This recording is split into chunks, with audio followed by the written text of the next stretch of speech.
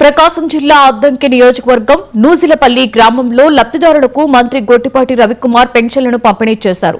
అనంతరం 20 లక్షల రూపాయలతో నిర్మించిన సీసీ రోడ్లు, డ్రైన్లను ప్రారంభించారు. 5 లక్షల రూపాయల సీఎస్ఆర్ నిధులతో నిర్మించిన బస్ షెల్టర్స్ ని కూడా ప్రారంభించారు. దాతల సహకారంతో 46 సెంట్ల స్థలంలో శ్మశాన వాటికను హరిజన వాడకు కేటాయించారు. అలాగే 9 లక్షల రూపాయలతో నిర్మించిన ఆడిటోరియం, కొత్త టీడీపీ కార్యాలయాన్ని మంత్రి ప్రారంభించారు.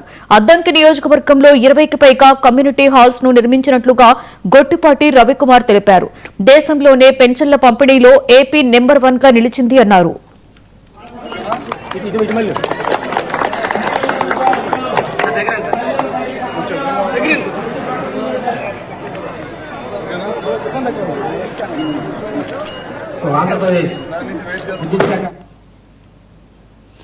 సీఎం చంద్రబాబు నాయుడు రాష్ట్ర అభివృద్ధికి నిరంతరం